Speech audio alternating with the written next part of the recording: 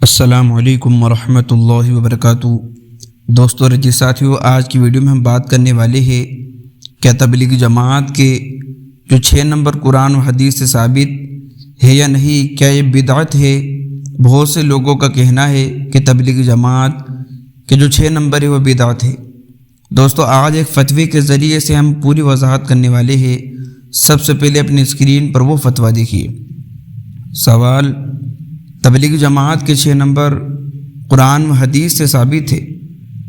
کچھ دن پہلے ایک بریلی سے میری بحث ہو گئی۔ میں نے اس سے کہا کہ 11ویں شریف اور عرس وغیرہ بدعت ہے، قرآن و حدیث سے ثابت نہیں ہے۔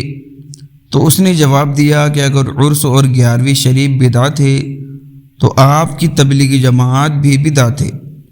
اس نے 3 دن، 40 دن، 4 مہینے کے بارے میں کہا کہ میں اس کو کیسے ثابت کر سکتا ہوں؟ عرس اور 11ویں شریف بدعت ہے، تبلیغی جماعت نہیں۔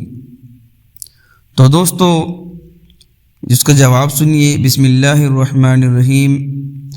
کلمہ طیبہ لا الہ الا اللہ محمد الرسول اللہ، نماز، علم و ذکر، اکرام مسلم،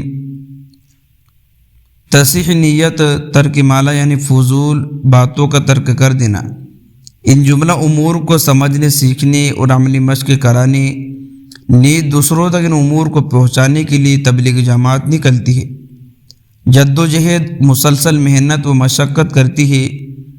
یہ جو 6 امور قرآن و حدیث شریف سے ثابت ہے، ان کی طرف لوگوں کو بلانا، دعوت دینا، حضرت نبی کریم صلی اللہ علیہ وسلم اور حضرات صحابہ اکرام رضی اللہ عنہم اجمعین کہ سنت اکابر اولیاء رحم اللہ سے قولاً و عملاً ثابت ہے۔ ان امور کو بدعت قرار دینا جرات بیچنا اور از قبیل گستاخی ہے۔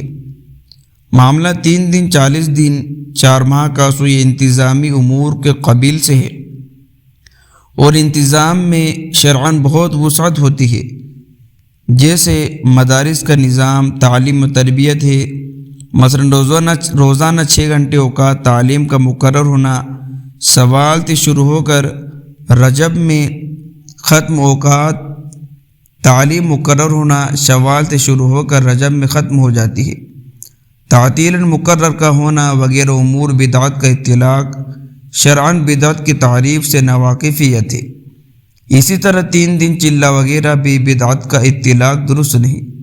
اس کے برخلاف 11ویں عرس وغیرہ جیسے امور کو اکثر و بیشتر ایسے جن کی پیداوار زمانہ خیر القرون کے بہت بعد میں ہوئی، وہ جس کام کی اصل خیر القرون میں نہ ہو، اس کو شکل تشریع احکام کو قرار دیا جائے، اس کا بدعت سینہ ہونا ظاہر ہے۔ بلکہ اب تو نوبت یہاں تک پہنچ چکی ہے کہ بے شمار مسلمان نماز، روزہ، حج، زکوٰۃ، حقوق چھوڑ دیتے ہیں تو کچھ پرواہ نہیں، لیکن عرس 11ویں وغیرہ کو کوئی مسلمان اختیار نہ کرے تو بعض لوگ کافر تک قرار دینے میں کچھ خوف خدا محسوس نہیں کرتے۔ آپ کو یہ نصیحت کی جاتی ہے کہ بریلوی بھائیوں سے بحث و مباحثہ کی صورت اختیار نہ کرے تو بہتر ہے۔ واللہ اعلم۔ دارالفتاء دارالعلوم دیوبند۔